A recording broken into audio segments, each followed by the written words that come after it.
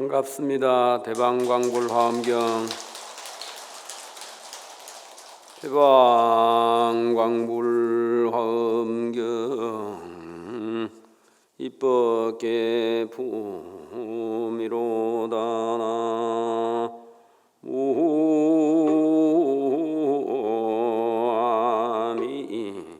타불. 오늘은 입법계품 이제 내일이 회양날인데 입법계품 제가 해당되는 부분을 해 가는데 제 나름대로 오늘 주제를 선연운집 속불해명이라 그래서 좋은 인연 많이 모아서 부처님 진리 이어갑시다 이렇게 제목을 정했습니다.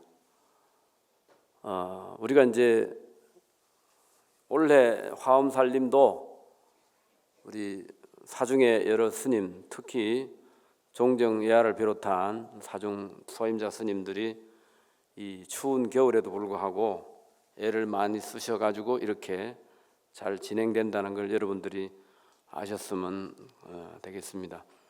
그분들의 어떤 그 수고를 만번에 하나라도 갚는 의미에서 박수 한번 쳐드리기 바랍니다.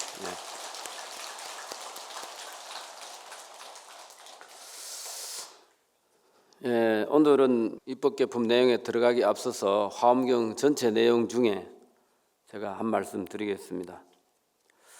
화엄경은 부처님의 깨달음을 그것을 밝히기 위해서 설한 경전이다 그렇게 이야기를 합니다.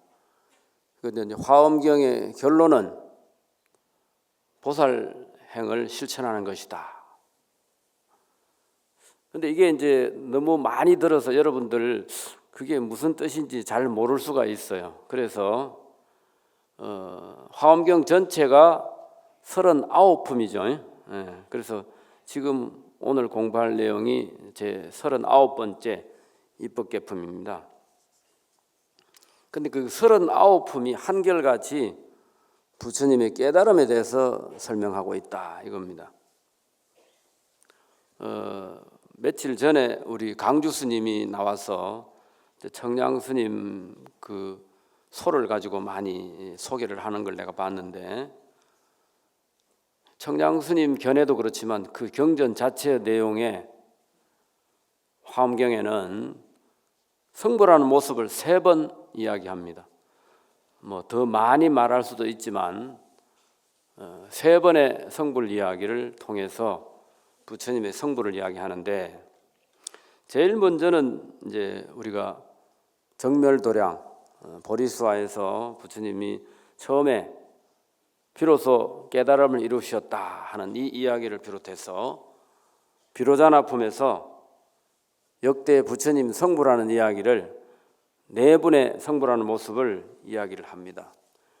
그래서 이제 이것을 저는 이름을 붙이기를 시현성불이다 이렇게 성불하는 모습을 우리 중생들에게 나타내 보였다는 말입니다.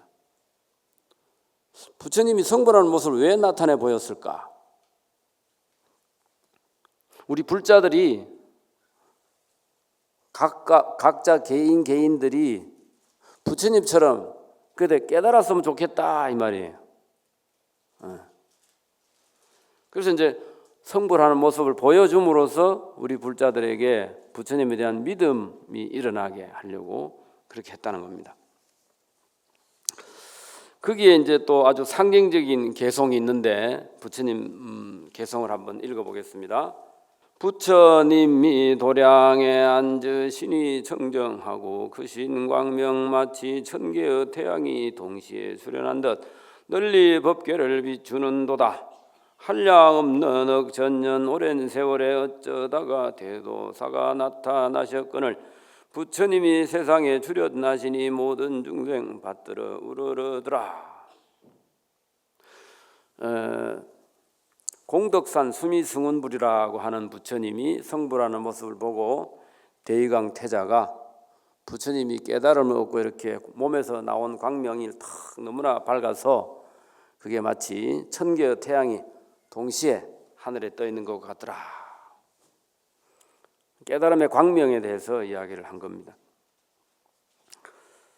그리고 이제 이거는 이제 다른 말로 하면 서가모니 부처님의 성불을 이야기를 한 거예요. 서가모니 부처님이 이렇게 성불했듯이 과거에 공덕산 승의수문불이라든가 뭐 바라밀 장엄왕불이라든가 이런 네 분 부처님이 성불하는 모습을 나도 옛날에 봤다. 그래서 이 시연성불이라. 깨달은 도인들이 우리들에게 생사가 본래 없다는 것을 보여주려고 이 세상에 오셔서 공부해가지고 깨달음 얻는 모습을 보이는 것도 같은 거죠. 그래서 큰 스님이 돌아가시는 거, 열반하시는 것을 시적 이렇게 말합니다. 시적. 열반에 드시는 모습을 보여줬다 이 말이에요. 생사가 본래 없는데 열반에 드신 모습을 보여주고 또 태어나는 건 시생 그럽니다. 보여줬다. 태어나는 모습을 또 보여줬다. 왜 그러냐? 우리는 나고 죽음이 분명하다고 생각하는데 부처님 입장에서는 불생불멸이라는 것을 이야기하는 거죠. 그 다음에 이제 두 번째 성불은 뭐냐?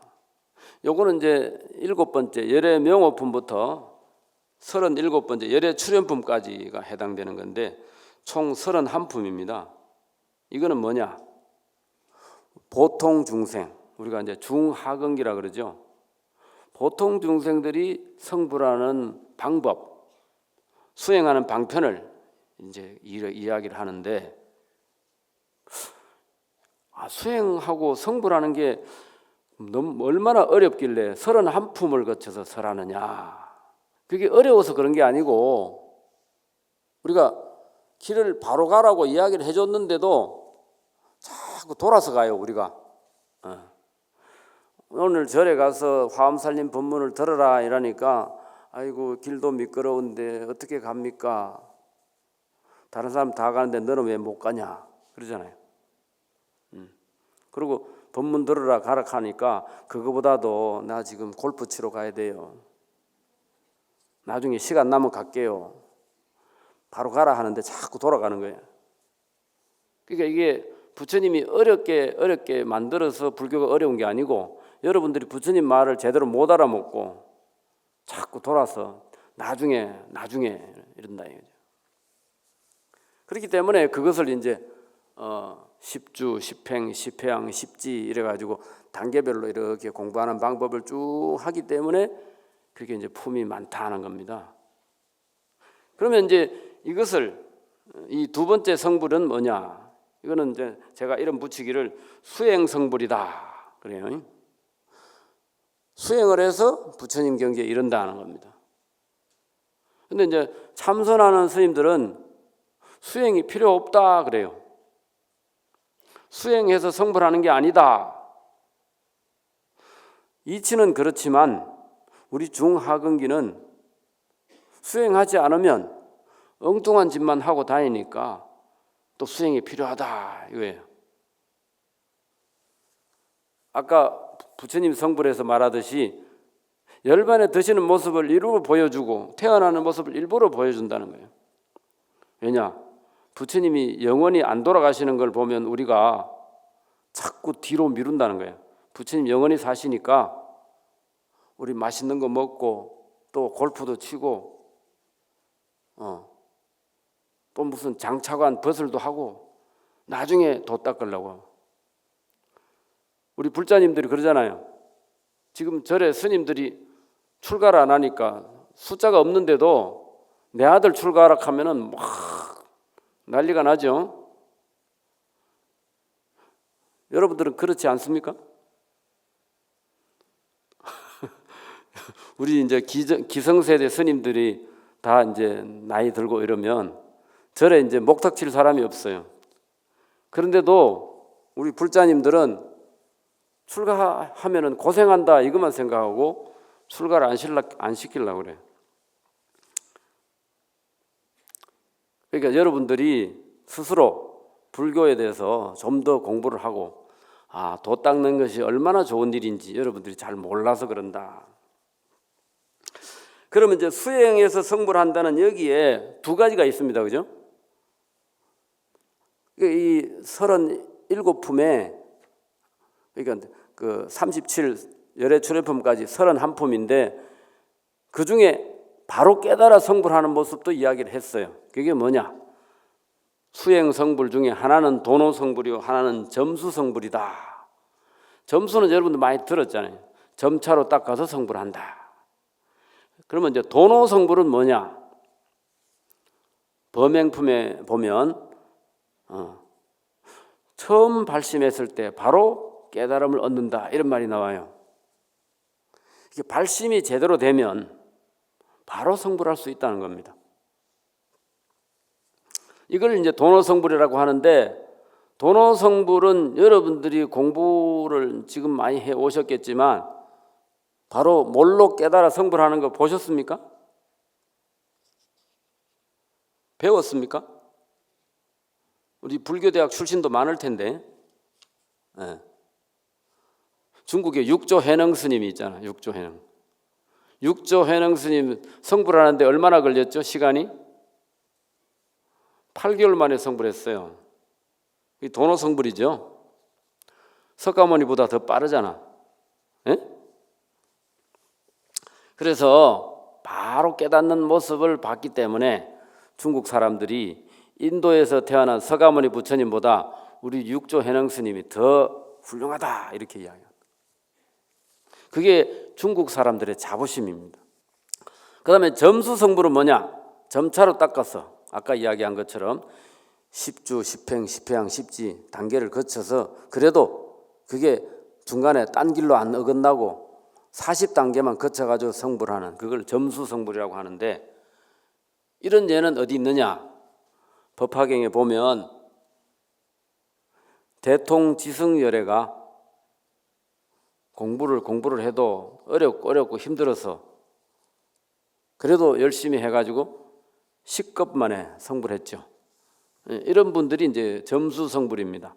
부처님이라고 해서 무조건 석가모니처럼 6년 고행으로 바로 깨달은 게 아니고 이렇게 오랜 시간, 그야말로 7도 아니고 10급 만에 성불했으니 얼마나 둥근기입니까? 그죠? 경전에 우리보다 더 둥근기가 성불하는 모습도 보여줬어요. 그럼 뭐 성불한 부처님에 대해서 뭐 우리보다 둥근기라고 합니까? 여러분 좀 미안하지요? 공부를 이렇게 쭉 했는데도 우리가 이제 그거를 써먹을 기회가 없어서 안 써먹다 보면 알고 있는데도 자꾸 놓칩니다. 그 다음에 세 번째 성불은 어떤 거냐? 이제 앞에 석가모니 부처님처럼 성불하는 것을 우리가 이제 청량국사께서 그걸 뭐라고 하느냐? 부처의 성불 이렇게 말합니다. 과거 시절에 부처님이 이렇게 성불했다 이렇게 말했고, 금방 이야기한 그런 31품을 가지고 수행해서 성불하는 예는 아까 이야기한 것처럼 이제 그렇게 했는데,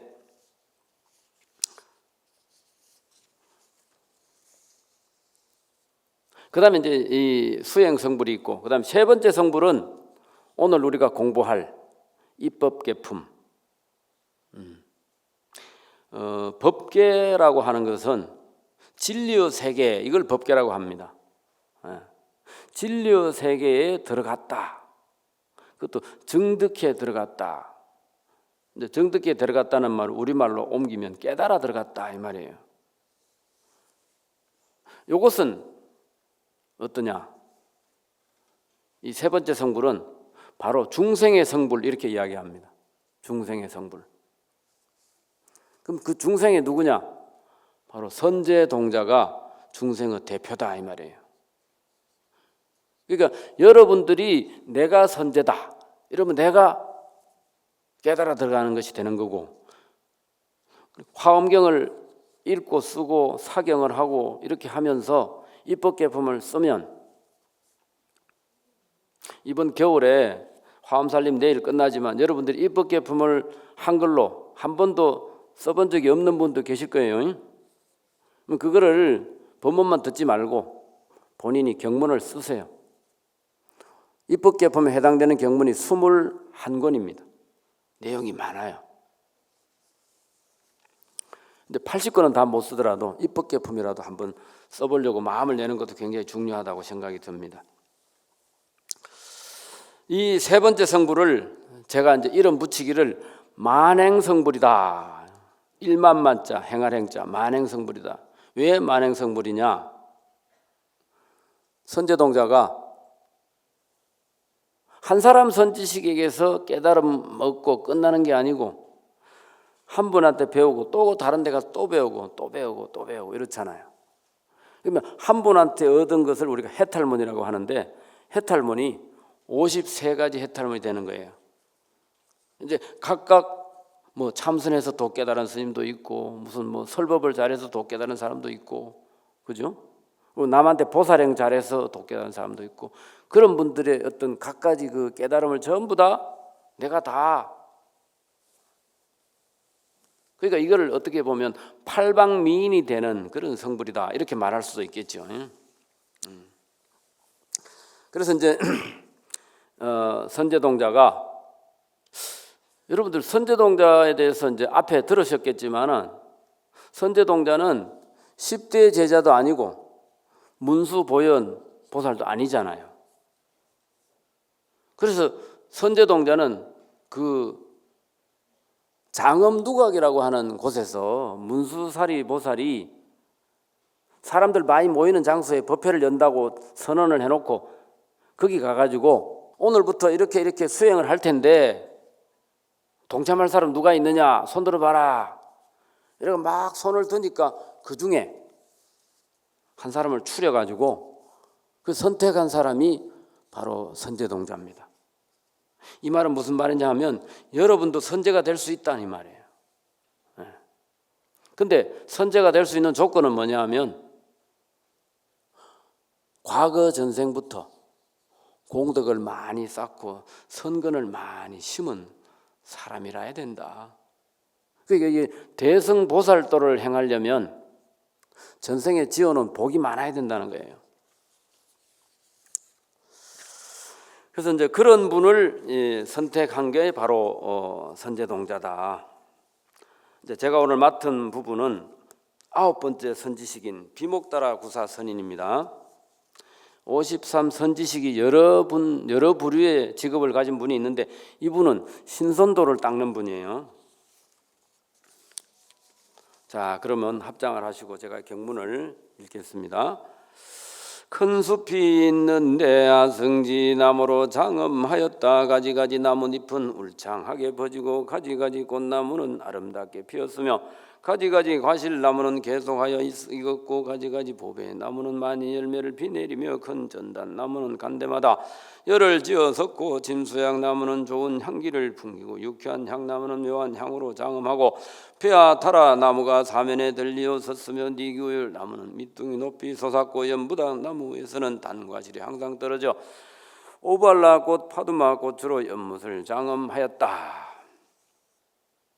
이 선지식을 찾아가는데 이제 찾아가서 바로 삼배하고 법을 물어야 되는데 그 들어가는 중간에 그 집의 모양을 본다는 거예요. 그 선지식이 사는 처소를 본다는 겁니다. 요거를 이제 불교에서 의보 이렇게 말합니다. 의보. 선지식 당사자는 정보 이렇게 말해요. 정이라 할 때는 바를 정자를 쓰고 의보 할 때는 의지할 의자를 씁니다. 근데 그게 뭐냐? 내가 살고 있는 환경이 어떤 곳이다.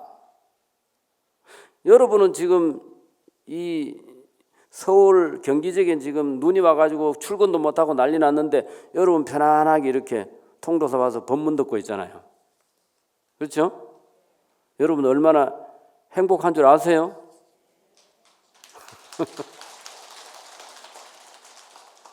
아니 남들은 고생하고 난 편안해서 행복한 게 아니고 이 시절에 이 부처님 법문을 들을 수 있다는 거, 이것이 좋다는 겁니다. 그래서 여기 지금 그 비목다라 선인 선지식을 만나기 전에 그 집에 들어가면서 주위에 장엄한 것을 보는 거예요. 그것이 전부 다 어떤 법을 이렇게 보여주고 있는 거다. 여러분들 이제 앞에 사경도 해보셨겠지만은 그 세주묘원품 첫 번째 가면은 부처님이 설법을 안 하고 이 닭이 그릇 또는 공양 그릇에서 설법을 합니다. 그러니까 이 앞에 지금 공양미가 많이 있잖아요. 저런 것도 아무렇게나 놓으면 성의가 없어 보이죠. 저렇게 깔끔하게 아주 깨끗하게 하니까 야, 정성이 대단하네 이렇게 되잖아요. 그런 것처럼 여기 이 선지식이 사는 그 집 처소가 이렇게 아름답고 장엄히 잘 돼 있다는 것은 뭐냐? 그 사람이 공덕을 많이 지었기 때문에 그런 집에 산다는 거예요. 그걸 먼저 보여주는 겁니다. 그 다음에 이제 정보, 그 비목따라 선인은 어떠냐? 한번 보겠습니다. 비목따라 구사는 선제동자에게 말하였다. 착한 남자야, 나는 보살에 이 길이 없는 단기의 해탈을 얻었노라. 선제동자가 여쭈었다. 거룩하시니여, 이 길이 없는 단기의 해탈은 그 경계가 어떠하옵니까? 이때 비목선인은 오른손을 펴서 선제의 정수리를 만지며 선제의 손을 잡았다. 그때 선제동자는 자기의 몸이 시방으로 13개 티끌수 세계에 가서 13개의 티끌수 부처님 처수에 이르렀음을 보았고, 저 세계와 모인 대중과 부처님의 잘생긴 모습이 여러 가지로 장엄하였음을 보았으며, 저 부처님이 중생들의 마음을 따라 나타내는 모습도 보고, 저 부처님의 큰 광명 그물의 가지각색비 정정하고 엄만함도 보고, 또 저 부처님의 걸림없는 지혜와 큰 광명의 힘도 알았다. 예. 뭐 느낌이 뭡니까? 이건 뭐냐 하면 비목따라 선인이 이 선제동자에게 자기의 해탈문을 말해주면서 선제동자의 오른손을 이렇게 선제의 정수리를 이렇게 만집니다. 비목따라가 선인이 만지니까 선제 본인의 몸이 아주 그냥 13개 티끌수 10불찰 미진수 세계에 올라가서 이렇게 보는 것을 보게 되더라. 이게 선제동자 자기 능력이 아니고 선인의 어떤 가피력으로서 평소에 보지 못하던 모습을 본다는 겁니다. 이게 이제 뭐냐? 선지식의 깨달음이고 선지식의 정보다 이거예요. 그것을 제대로 알아들으면 이제 그 스승의 깨달음을 본인이 이어받는 거죠. 그걸 어떻게 말합니까? 우리가 불교에서 스승의 깨달음을 내 깨달음으로 옮기는 것을 이심전심이라 그러죠. 마음에서 마음으로 전한다는 거예요. 예. 뭐 그렇게 도 깨닫는 게 쉽냐 이러잖아요. 그럼 뭐냐? 선제동자가 발심이 충분히 되어 있기 때문에, 그 다음에 전생에부터 지어놓은 공덕과 수행이 되어 있기 때문에, 그렇기 때문에 문수사리 보살의 눈에 들었고 찾아가서 열심히 하니까. 그러니까 불교에서는 신심과 발심이 굉장히 중요하다는 겁니다. 아까 말한 것처럼 신심과 발심이 충분한 사람은 이 길로 가라 이러면은 다른 데 안 돌아보고 바로 갑니다. 근데 이 길로 가라 하는데 자꾸 핑계를 대요. 난 장가도 가야 되고 애도 낳아야 되고 집도 사야 되고. 근데 그건 도 닦고 나서 해도 된다 이렇게 해도 나는 도 닦기 싫어. 나는 아침에 예불 하는 거 너무 힘들어. 스님들은 잘하는데 왜 본인은 힘들까? 그 다음에 승렬바라문 선지식을 만납니다. 승렬바라문은 뭐 어떤 분이냐 하면 이분은 고행을 하는 분인데 구도의 정렬이 워낙 대단하기 때문에 보통의 수행 가지고는 마음에 안 차는 거예요. 그래서 아주 그 칼산에 서 있으면서 그 밑에는 불구덩이가 있는데 거기에 뛰어들면서 고행을 하는 거예요.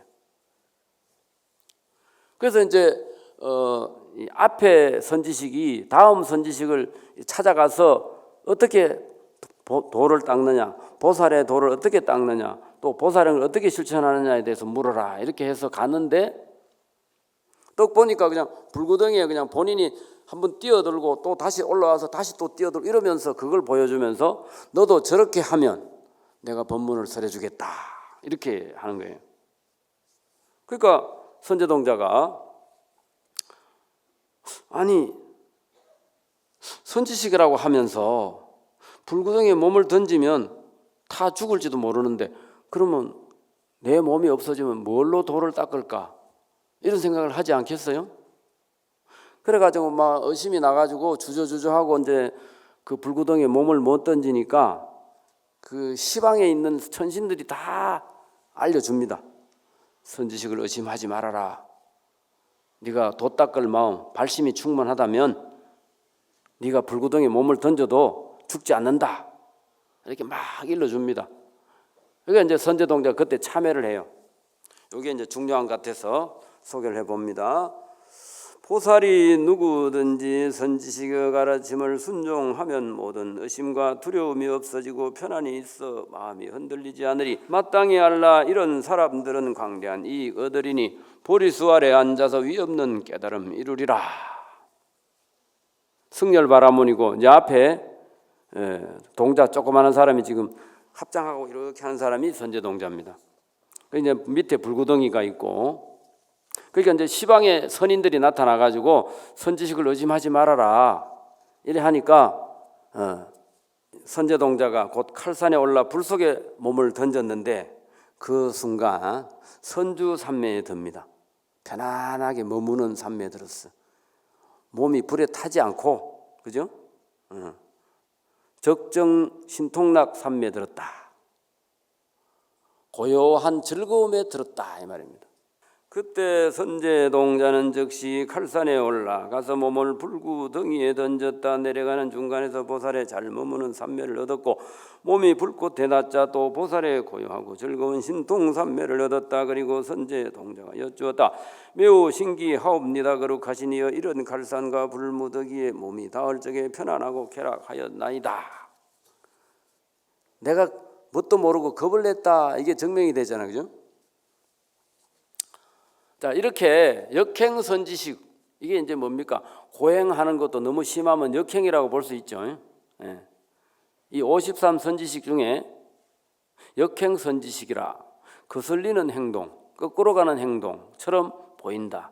그거를 실천하는 분이 세 분 계신데 이제 이 10번째 승열바라문이 첫째고, 그 다음에 보면 또 나중에 무염조광이라고 하는 분이 계시고 또 바수밀다녀가 있습니다. 그건 이제 좀 이따가 말씀을 드리고요. 이 그 다음 선지식을 이제 13번째 자제주 동자가 있는데 세상의 온갖 지식과 재주를 익힌 선지식인데 이거는 뭐냐? 아주 그 뭡니까? 아이들도 어린 아이들도 불법을 쉽게 알아들을 수 있는 그런 방편을 아는 선지식이다. 그래서 이 자제동자는 선제동자가 만나러 찾아가니까 물가에서 애들하고 장난하고 놀고 있더라. 이게 이제 상징성이 있는 것 같아서 제가 이제 이걸 소개를 했습니다. 이건 뭐냐 하면 요즘 그 절에 이렇게 법회를 해보면 아이들이 와서 즐길 거리가 좀 부족하지요. 법회를 재밌게 진행을 해야 되는데 그래서 내가 그 회의에 가가지고 좀 여유가 있는 사찰에서 그 레크레이션이라든가 또는 아이들이 편하게 할 수 있는 그런 방편을 만들어 가지고 투자를 많이 해서 젊은 불자들이 절에 와가지고 재미있게 부처님 만날 수 있는 그런 것을 많이 해줬으면 좋겠다고 말씀을 많이 드렸는데 뭐 지금도 또 열심히 하는 사찰도 있긴 하지만 앞으로 그렇게 돼야 되지 않겠나 이런 생각을 해봅니다. 그래서 이제 그렇게 열심히 실천하다 보면 대승불교를 지향하는 우리들은 나와 남을 똑같이 생각하면서 중생을 기쁘게 하고 그 중생의 좋아하는 것을 따라서 가면서 법을 설해야 하는 것이 이 보살도를 실천하는 기본이 됩니다. 그래서 우리가 이제 화엄경의 입법계품이 마지막이지만 그 다음에 또 하나 설한 것이 바로 40번째, 40번째 보현행원품이 있습니다. 보현행원품 그것을 보면 거기에 첫째가 10가지 소원 중에 첫째가 예경제불원입니다. 그죠? 그러니까 이제 도 닦는 것이 중요하지만 도 닦는 첫째가 뭐냐? 부처님을 찾아뵙고 인사드리는 거죠. 그게 바로 예경제불원입니다. 그 극락암에 경봉 스님께서 살아계실 때 어떤 불자가 경봉 스님한테 질문을 던졌어요. 뭐라 했냐면 스님은 깨달은 도인이신데 스님도 예불을 하십니까? 이렇게 물었어요. 그러니까 이제 노 스님이 껄껄껄 웃으시면서 도인은 예불을 안 해도 된다 하더나. 누가 그런 소리 하더나 이래 물어요. 스님도 부처님하고 똑같은데 뭐 인사를 합니까? 그러니까 더 해야지. 왜냐하면 이 출가해서 이제 수행하는 생활의 첫째가 예불이잖아요. 부처님 열심히 찾아뵙고 집에서 기도해도 좋지만 여러분이 절에 와가 부처님 뵙고 기도해야 더 가피가 빨리 오죠. 그런 거 느끼십니까? 네. 그러니까 이 보현보살도 마찬가지입니다. 이 선제동자가 결국은 보현보살과 몸이 하나 돼서 마지막에 성불 하거든요. 그럼 선제동자가 보현보살이 된 거예요. 근데 보현보살이 그 다음에 본인의 소원, 앞으로 어떻게 살 거냐, 말하자면 깨달은 뒤에 어떻게 살 거냐 물으니까 나는 10가지 대원을 실천하면서 살겠다. 그 첫째가 뭐냐? 예경제불원이다. 예불하면서 살겠다 이 말이에요. 이게 왜 그러냐? 부처님을 만나서 부처님한테 늘 예경 드리면서 수행하고 그 다음에 부처님한테 받은 그 불법을 중생들에게 어떻게 펼칠까? 이걸 하는데도 첫 번째는 예불이다 이거야. 그런데 요즘 여러분들 코로나다 뭐다 해가지고 절에 꼭 가야 되나, 가다가 코로나 걸리면 어떨까, 그런 거 겁내면 아무 짓도 못해요. 절에 때때로 이렇게 찾아와서 며칠 전에 어떤 스님이 이렇게 어려운 시절에 이렇게 화엄살림에 와서 이렇게 여러분들 이렇게 하는 여러분이 바로 부처님입니다. 그러니까 그 스님 설법 중에 그게 제일 기억에 남더라고. 그렇죠? 누가 부처님이 아니고 여러분이 바로 부처님 맞습니다. 그래서 10가지 소원 중에 제가 또 중요하게 생각하는 것은 9번째 가면 항순중생원이다. 항상 중생이 좋아하는 걸 따라서 교화를 하겠다. 그래서 그것을 이야기하면서 청량국사 스님이 뭐라고 하셨냐 하면은 중생의 근기에 맞추어서 그렇게 보살행을 실천하는 것을 좀 더 적극적으로 이야기하면 부처님의 마음 속에는 중생들이 항상 새롭게 부처가 된다. 부처님 마음 속에는 중생들이 내 법문 듣고 실천해가지고 머지않은 미래에 성불하는 모습을 계속 본다는 거예요. 그렇죠? 그러니까 서가모니 부처님이 설법해 놓은 것을 그 밑에 10대 제자와 그 다음에 수많은 선지식, 우리 삽삼조사 이런 분들 연이어 쫙 도인들이 나왔잖아요. 그분들이 다 부처님이고, 네, 그렇습니다. 그러니까 부처님은 늘 중생들이 새롭게 부처가 되는 걸 본다는 거예요. 그럼 중생은 뭘 보느냐? 중생의 마음 속에는 모든 부처님이 찰나찰나마다 진여를 정득하는 것을 보더라. 중생의 마음이 신심이 충분하면 생각에 부처님이 또 깨달음 얻으셨구나, 그죠? 53 선지식도 아이고 처음에 덕운 비구 찾아가서 깨달음 얻더만 또 다음 누구 찾아가 또 깨달음 얻고 또 깨달음 얻네. 아이고 불교는 온통 깨달음 뿐이네. 그죠? 그걸 여러분들이 제 말을 듣고 이해하는 요 정도 말고 여러분들이 경을 사경하면서 무릎을 탁 치면서 정말 그 말이구나 이렇게 알아들어야 그게 내깨가 되는 거야. 이 듣기만 하면 그게 안 돼. 거기 보면 600년부터 1100년까지 그 시절에 중국에는 현수법장 스님과 우리나라의 그 중국에 가서 공부한 의상 스님 이렇게 표로 연결해 놓은 거는 뭐냐? 643년에 태어나서 712년에 돌아가셨다 이 말입니다. 의상 스님은 625년에 태어나서 702년에 돌아가시고 거기 원효대사는 617년에 태어나서 686년에 돌아가신다. 이걸 이렇게 보는 겁니다. 근데 우리나라에는 이 청량국사 스님 소가 너무 어려워서 별로 인기가 처음에는 없었어요. 그럼 뭘 가지고 화엄경 공부했느냐? 거기 보면은 723 위에 보면 이통현장자 화엄경 함론 저술했다 이렇게 나오죠. 이제 보실 수 있는 사람은 보고 잘 모르겠으면 듣기만 하십시오. 723년에 화엄경에 대한 해설서가 왔는데 그게 뭐냐? 함론이다 이 말이에요. 이게 화엄경의 해석서 중에 우리나라에서 아주 알아주는 해석서가 통현장자의 화엄경 함론하고 청량국사의 화엄소초 두 가지입니다. 그게 제일 권위가 있는 책입니다. 근데 청량국사 스님은 839년에 이 소초를 다 완성해요. 그러니까 723년하고는 거의 100년 차이가 나죠. 근데 역사가 전개되면서 우리나라의 그 청량소가 전해진 거는 799년에 소개가 되고 그리고 이제 통현장자 화엄론은 우리나라에 바로 수입이 돼 가지고 유통이 됐는데 고려 시대로 넘어오면 그 밑에 하단에 보면 1100년에서 1500년 그 시대에 보면 보조 진울 스님이 나오죠. 거기 보면 화엄론 절요 저술 이랍니다. 이게 뭐냐? 통현장자 화엄론을 줄여가지고 요점만 챙겨놓은 책이 화엄론 절요라는 책인데 이것이 우리나라 화엄경 공부하는 하나의 방편이었습니다.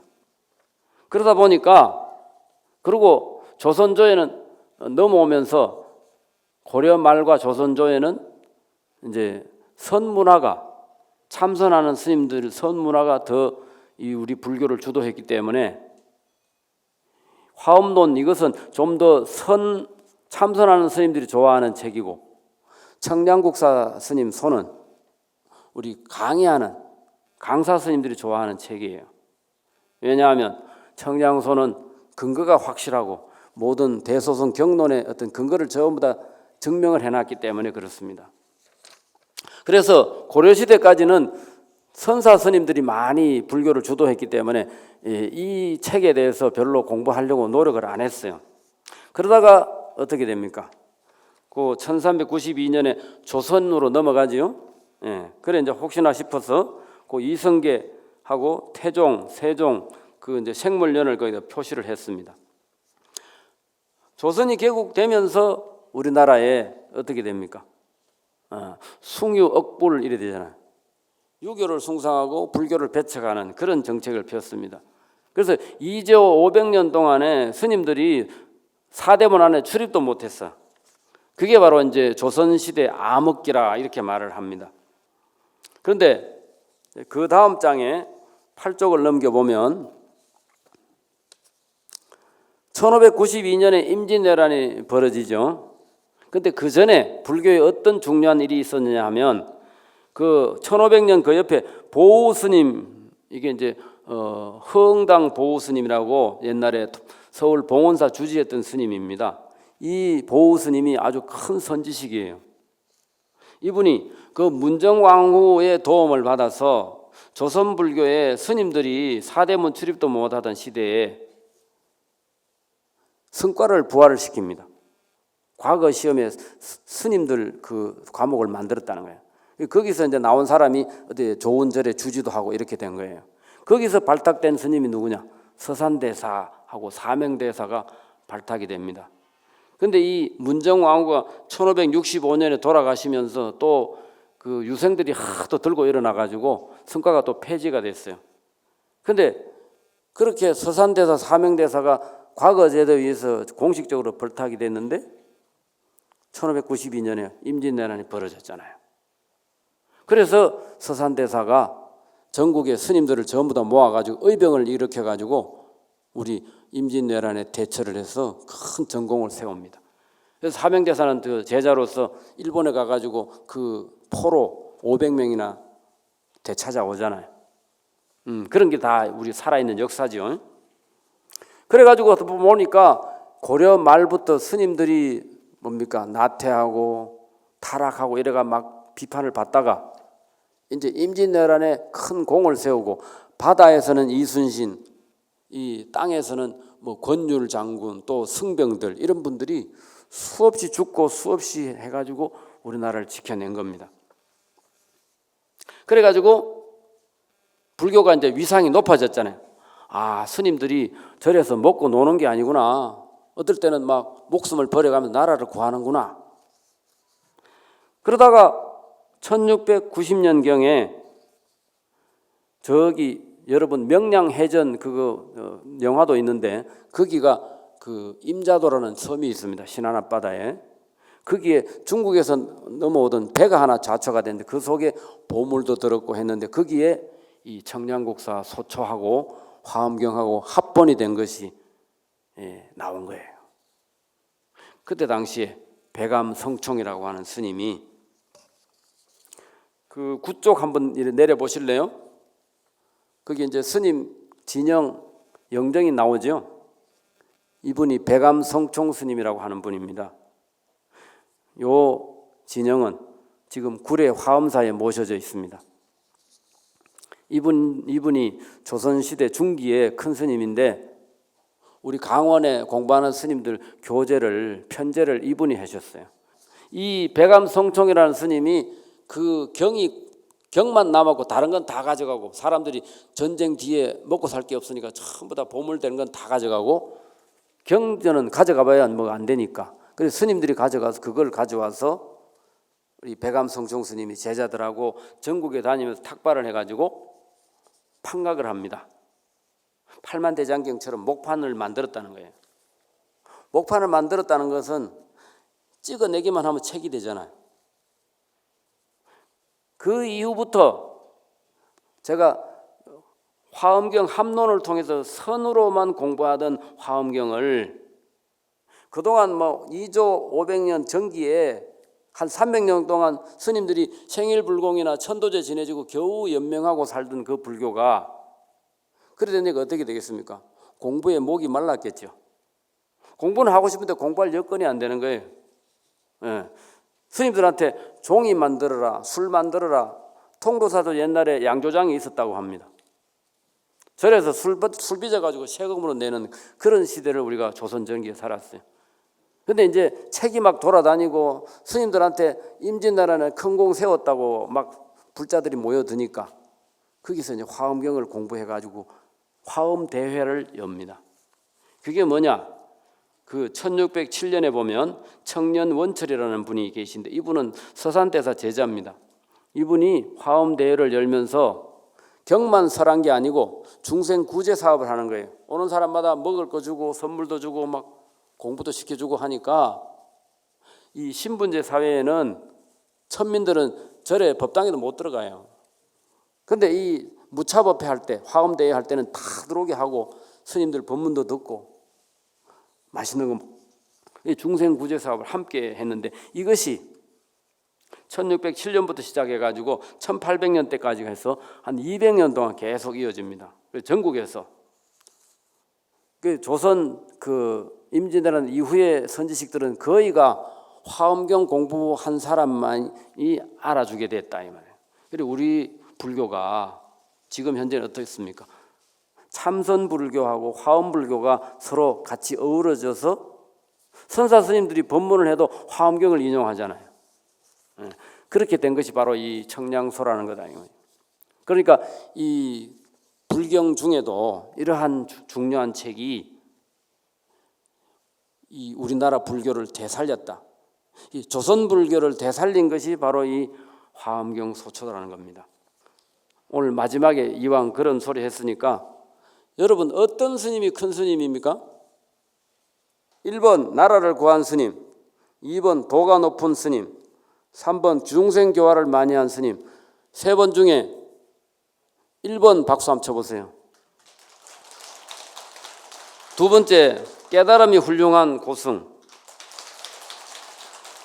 세 번째, 중생교화를 많이 한 스님. 이 3번이 압도적으로 많네. 그죠? 예. 중생교화를 많이 할 테니까 여러분 불교를 사랑하고 불교를 우리 자녀들, 학생들이 잘 믿고 따르게 해줬으면 고맙겠습니다. 오늘 법문 마치겠습니다. 너무 영선부